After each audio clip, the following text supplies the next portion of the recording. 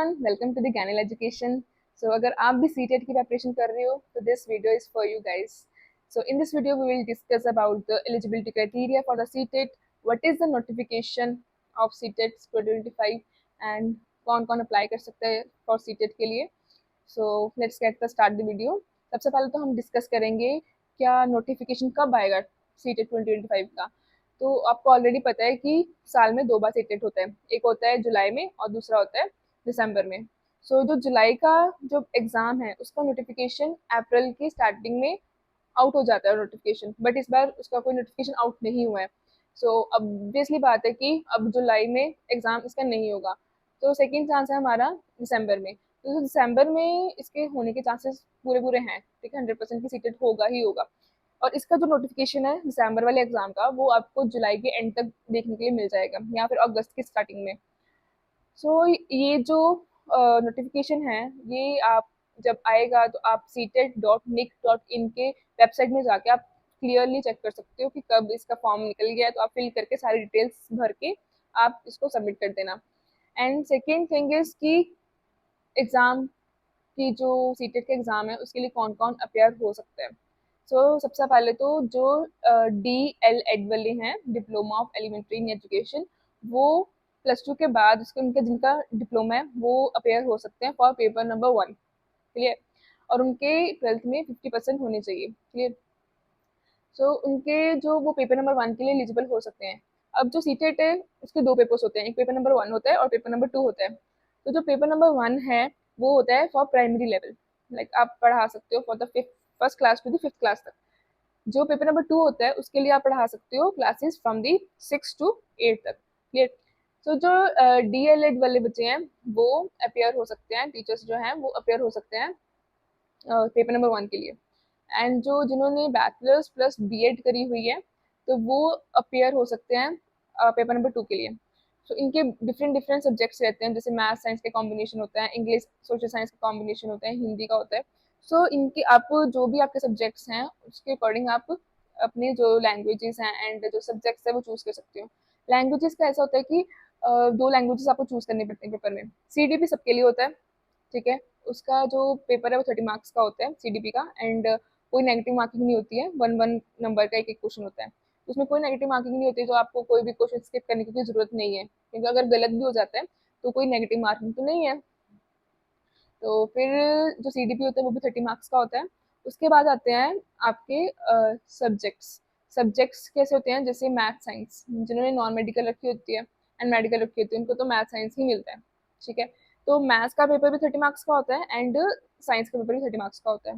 Then उसके बाद होती है लैंग्वेजेस। लैंग्वेजेस में होता है कि जो लैंग्वेज नंबर 1 होता है वो आप वही चूज करना, आपको ऑप्शन आते हैं, ठीक है, आप वही चूज करना लैंग्वेज नंबर 1 जिसमें आपकी प्रोफिशिएंसी है, जो आपको डीपली पता है, ग्रामर पता है, सब कुछ पता है, ठीक है, वो चूज करना। और जो लैंग्वेज नंबर 2 है वो भी आप कोई भी चूज कर सकते हो, ठीक है।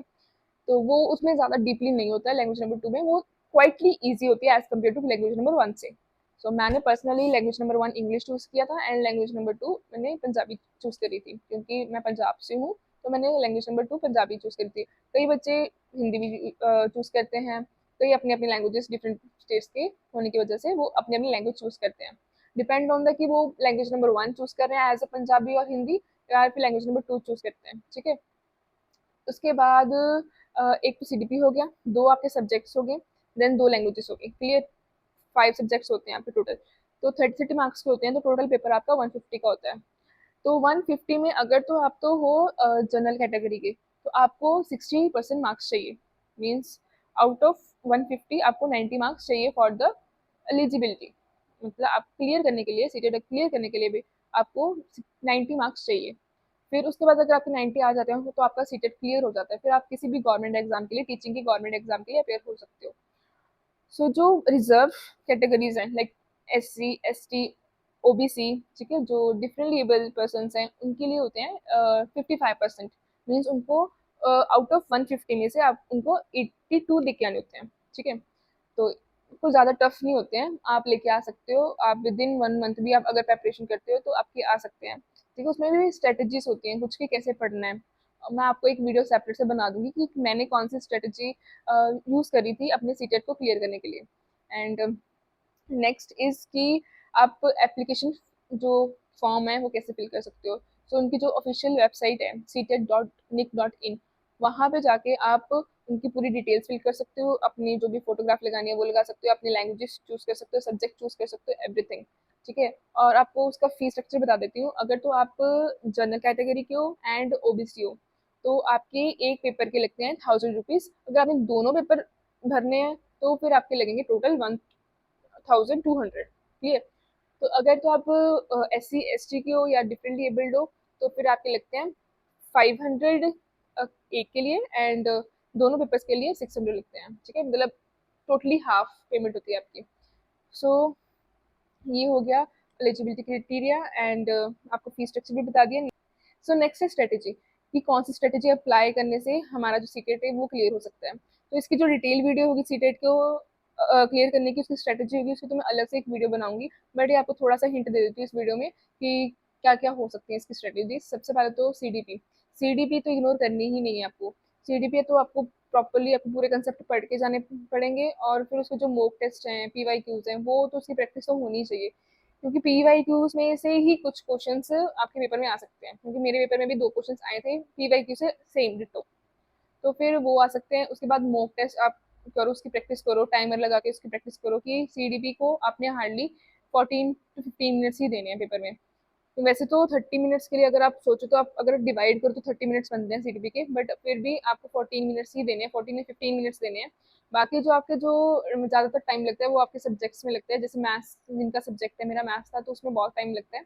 तो मैंने मैथ्स को वैसे भी लास्ट में सॉल्व किया था, अगर आप भी लास्ट में सॉल्व कर सकते हो, क्योंकि मैथ्स वही सबसे पहले सॉल्व करे जिसका मैथ्स बहुत ज़्यादा ही अच्छा है, एक्सेप्शनली अच्छा है, तो वो कर सकता है मैथ्स पहले सॉल्व। बट जिनका थोड़ा सा एवरेज है वो लास्ट में कर सकते हैं, क्योंकि वहाँ पे मैथ्स में बहुत सारा टाइम वेस्ट होता है। सो मैंने पहले CDP सॉल्व करी थी, उसके बाद मैंने जो साइंस सॉल्व करी थी, उसके बाद मैंने लैंग्वेजेस सॉल्व करी थी, उसके बाद मैंने मैथ्स सॉल्व किया था।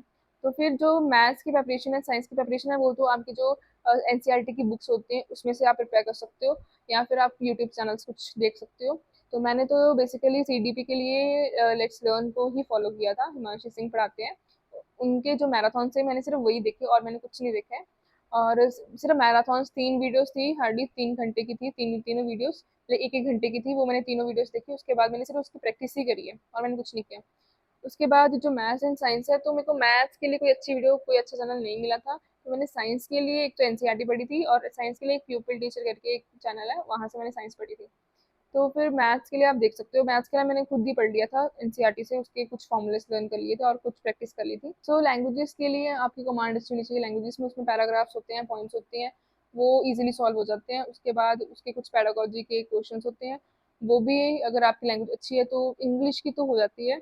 अगर तो पंजाबी में मेरे को थोड़ी सी टफ लगी थी उसकी जो पैडागोजी आई थी, बट ऐसे आप कर सकते हो। पढ़ने का ऐसे है कि आप यूट्यूब पे पढ़ सकते हो, बहुत अच्छे अच्छे चैनल्स हैं कुछ, वो वहाँ से पढ़ सकते हो। पढ़ने से ज़्यादा प्रैक्टिस पे ध्यान देना, क्योंकि प्रैक्टिस जितनी आप करोगे ना उतनी कम है सीटेट में। मॉक टेस्ट दो, उसके टाइमर लगा के सॉल्व करो, क्योंकि टाइमिंग की बाउंडेशन होती है वहाँ पे, तो वो करके सॉल्व करो। बाकी आपको सारा क्वेश्चन सॉल्व करना चाहिए, क्योंकि उसमें कोई नेगेटिव मार्किंग नहीं होती है। तो अगर नेगेटिव मार्किंग नहीं है तो हम सारे क्वेश्चन सॉल्व कर सकते हैं। अगर गलत होता भी है तो नेगेटिव मार्किंग तो नहीं है। ठीक है। बाकी अगर आपको कोई भी क्वेश्चन पूछना है तो आप कमेंट सेक्शन में जाके आप पूछ सकते हो। ठीक है। बाकी take care, bye bye, thank you for watching my video, thank you so much, and don't forget to subscribe my channel. Thank you so much.